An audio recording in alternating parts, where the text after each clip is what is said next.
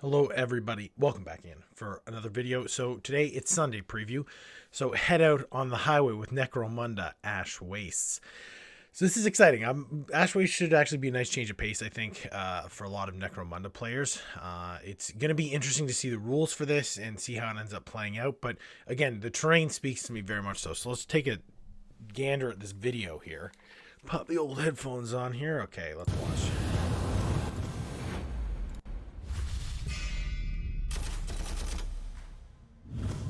Hello and welcome to This Week in Warhammer. That's the funniest drawing of Wade. I'm here to guide you through the next 7 days in It makes your it look favourite I don't know, it's just crazy. It's Next so funny. weekend you'll be able to pre-order Necromunda Ash Wastes and take skirmish warfare from the Hive Spires into the Great Equatorial Wastes. This box contains the full Necromunda rules, updated to cover rules for high-speed vehicle combat, an Ash Waste Nomads gang, including Dustback Helmite Riders, a House Orlok gang, containing Outrider quad bikes, rugged hab module scenery, double-sided playing mat, plus all the cards, dice, templates and tokens you need to start playing. You can also pre-order the gangs, including their mounts and the scenery separately, if you want to expand on that collection, along with gang tactics cards for both forces. That surprises me. You can also pre-order a beautiful map of the western hemisphere of Necromunda, showing a number of key locations in the Ash Wastes surrounding Hive maps and the Palatine cluster of hives. From the Black Library next week, Huron Blackheart. I called this so hard. By Mike Brooks, tells the tale My of Huron the Master Blackheart of the video I Red made like a Corsairs month ago. in the era Indomitus. So funny. It is available both as a limited edition signed by the author, as well as regular hardback, audiobook, and ebook editions. Also available from Black Library next week is the Imperial Infantryman's Handbook, a satirical look at the life of a guardsman in the Astra Militarum, as well as the audiobook edition of Andy Clark's Warhammer Age of Sigmar survival horror novel, Gloomspite. On Warhammer Plus next Wednesday, you'll find 2 episodes of Citadel Colour Masterclass, the final part of the stage-by-stage guide to painting the Avatar of Cain and how to paint the chitinous armour of Tyranid creatures. There's also an episode of Lawmasters looking at the typical stages of a Tyranid invasion of a prey world. To stay up to date with everything we've got going on, be sure to follow our Facebook pages.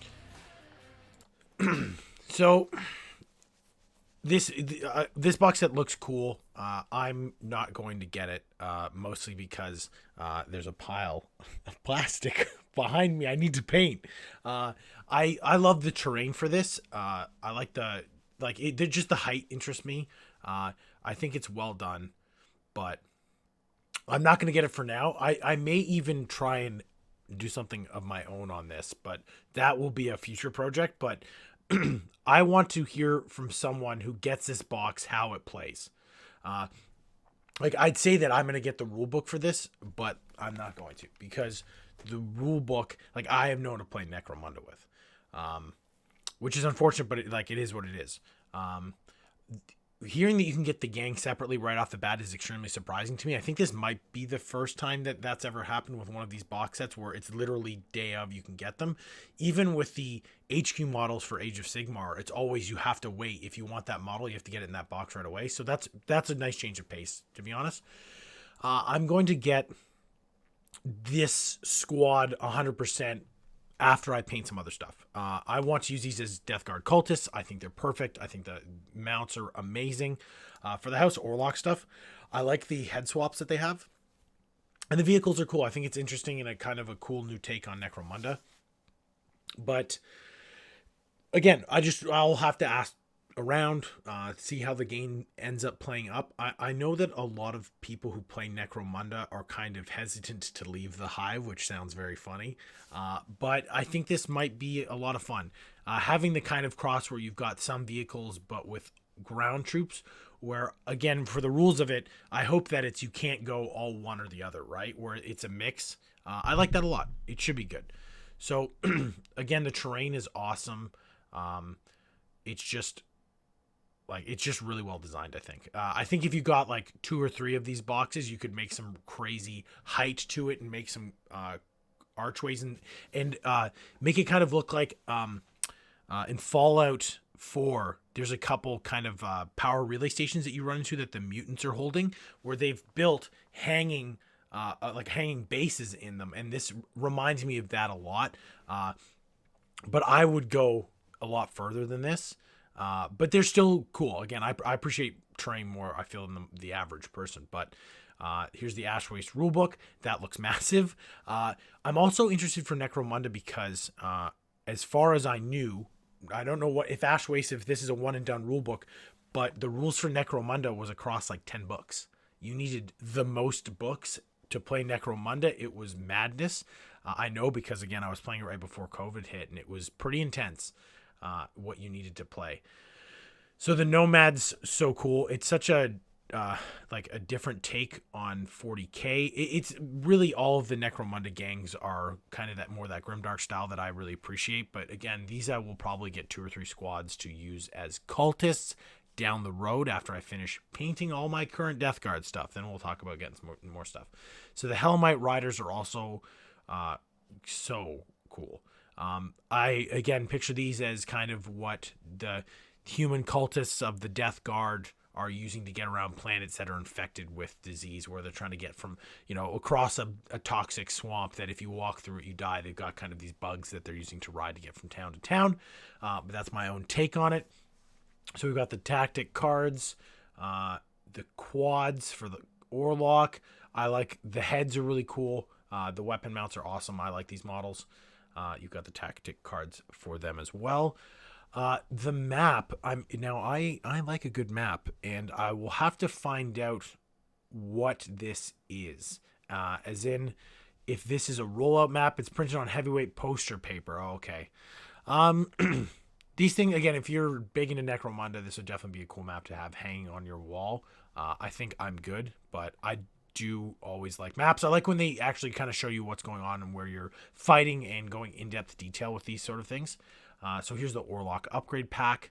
Again, the heads are cool. Like, they've got such biker heads. It's cool. I could use these on a bunch of different things. I like these heads a lot. So from Black Library, we've got the Huron Blackheart, Master of the Maelstrom. I made that video. I'm so happy I made that video about Huron Blackheart. Now, there's no way they're going to do the storyline that I suggested because it's too cool. Okay, it's too good of a story. But this limited edition book looks amazing. Like, look at this Huron Black. Like, it's so well done. Again, when you have the edging on books, the gold and I think red are honestly the two best colors to do. I'm gonna get this book on audio novel. I have so many books I need to listen to, but this might get pushed up just because Huron Blackheart is so, like, he's such a crazy character, and having him come back in, I think, is a really good idea. So we got the Infantryman's Handbook. I don't know if I'll get the last time this came out, I was so on the fence about it, and I'm still on the fence. I think it'd be a fun thing. Again, it's like a kind of a jokes thing to read through. I'll have to see how much it is. I might just get it as a fun little one-off thing. So Penitence is coming out to paperback. So for anyone who missed the hardcover, you can grab a soft cover version. Now Gloomspite is coming out on audio novel, and that's actually pretty exciting.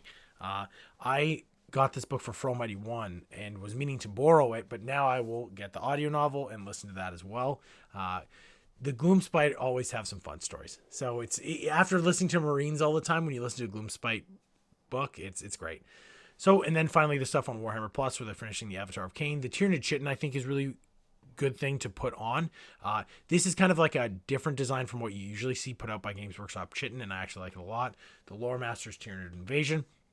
Then we got some White Dwarfs and another Imperial Armor book added on to Warhammer Plus. So for me this week, is it the book? I kind of want to pick the book, but I'm going to pick the Ash Waste Nomads. I just like these models too much. They're perfect. They're exactly what I would picture humans who just are doing anything they can to survive in the wastes. Again, great sculpts. Let me know in the comments if you're excited for the new Necromunda, if you're excited for some of the books that are coming out, or if you're still waiting for those Khorne Berserkers. We'll see what happens, because it's funny with Horse Heresy box coming out this summer, if we'll get the Khorne Berserkers, because that was leaked as that was going to be a summer thing. So if we get Horse Heresy and that, it'll be pretty crazy Marine summer. If you're not already subscribed to the channel, please hit that subscribe button, and I'll see everybody soon.